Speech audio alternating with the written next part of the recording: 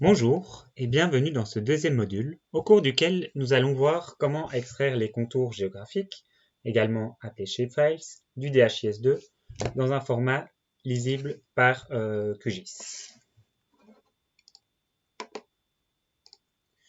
Donc concrètement, pour extraire les shapefiles, donc les contours géographiques, on va travailler avec le format JSON, toujours en utilisant l'API. Donc comme dans le premier module, on va utiliser https://playdhis2.org, etc. Donc le lien vers votre DHIS2, /API, /organization unit, et cette fois-ci à la place de JSON, GeoJSON. Ça permet d'avoir les contours géographiques. Donc cette API avec GeoJSON, il y a beaucoup moins de filtres qui sont disponibles, donc les champs qu'on a vus dans le premier module ne fonctionneront pas forcément tous.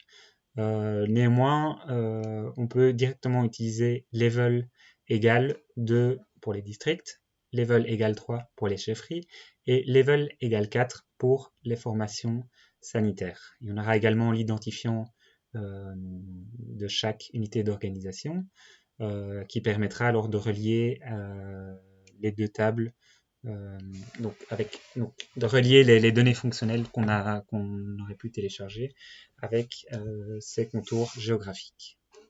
Donc concrètement, si je clique sur ce lien ici, je vais arriver ici sur un format GeoJSON. Donc on voit que c'est bien du type polygone.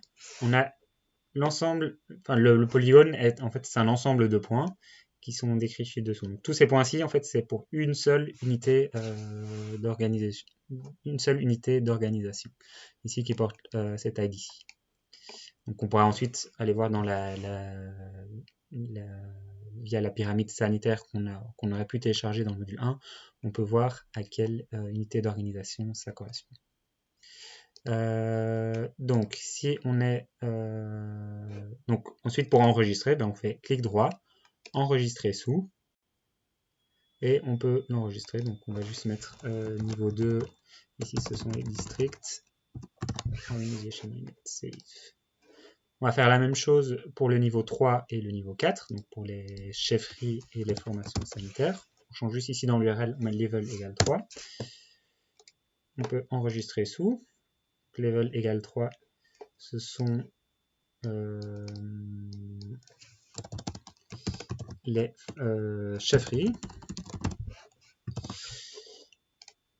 Et enfin, pour le niveau 4, donc pour les formations sanitaires, on fait level égale 4. On peut enregistrer sous. Et on va mettre, ici c'est le niveau 4, formation sanitaire. On peut sauver. Donc j'ai maintenant mes fichiers qui sont organisés, donc dans le dossier ici. Si on veut juste regarder à quoi ça ressemble, on peut juste les prendre et les glisser dans QGIS. Donc si on les met au-dessus, donc on a bien ici les formations sanitaires, les districts et les chefferies pour le CRLN. Donc tout ça sera vu plus en détail dans les modules suivants de comment importer les données et utiliser QGIS. Donc ici on va se focaliser vraiment sur l'API et comment charger ces différentes données.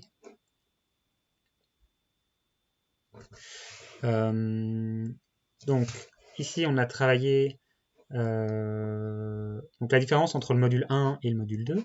Dans le module 1, donc pour les formations sanitaires, on a travaillé avec un format JSON. Donc ici, par exemple, j'ai un exemple d'URL qui permet de générer un fichier Excel avec la liste de toutes les formations sanitaires. Donc on a aussi bien les formations sanitaires qui ont des coordonnées GPS que celles qui n'ont pas de coordonnées GPS. Par contre, c'est dans un fichier qui est extrait en Excel, donc il faudra un tout petit peu retravailler pour pouvoir le mettre dans QGIS. Donc l'avantage du GeoJSON, c'est tout d'abord pour les contours géographiques, donc qui n'est pas possible d'obtenir avec le format JSON. Donc ça permet d'avoir les contours, par exemple, d'une province, d'un district, etc. Mais pour les formations sanitaires, on peut également les obtenir. Il faut juste être bien conscient que si on le fait via ici le format GeoJSON, on a uniquement les formations sanitaires qui ont des coordonnées GPS uniquement, et donc pas l'ensemble des coordonnées des formations sanitaires. Donc, il faut juste en être conscient, et en fonction de l'utilisation, on peut soit utiliser l'un ou l'autre. Mais donc, en conclusion, pour obtenir la pyramide sanitaire complète avec toutes les relations parents, enfants, donc c'est mieux de travailler avec le format JSON comme vu dans le module 1 et de convertir ensuite en CSV ou en Excel. Pour obtenir les contours géographiques, donc ce qu'on appelle les shapefiles pour des provinces, des districts, il faut impérativement travailler avec le format GeoJSON. Et pour les formations sanitaires, donc si on va avoir les coordonnées, on peut soit travailler avec le JSON pour avoir un CSV donc, qui est complet, où il y aura l'ensemble des formations sanitaires, soit avec un format GeoJSON, par exemple pour afficher ces points dans QGIS directement. Mais il faut juste être conscient alors qu'on n'aura pas l'ensemble des formations sanitaires, mais bien celles qui ont des coordonnées GPS.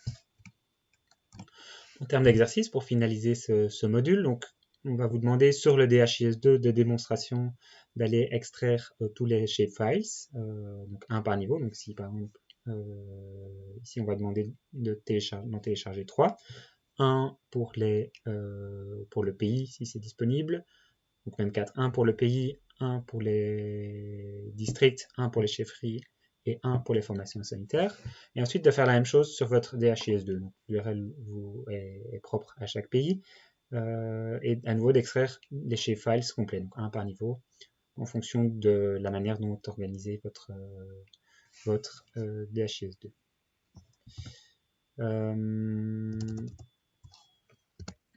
Juste pour rappel, pour voir comment est organisé le DHIS2, dans ici le module de maintenance,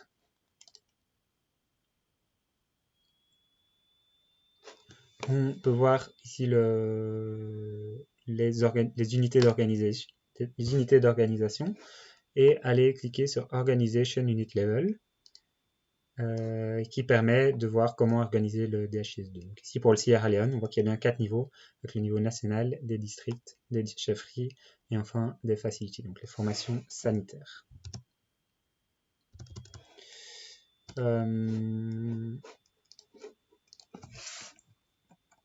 Donc voilà, ceci clôture ce deuxième module et on se retrouve dans le module suivant. Merci pour votre attention.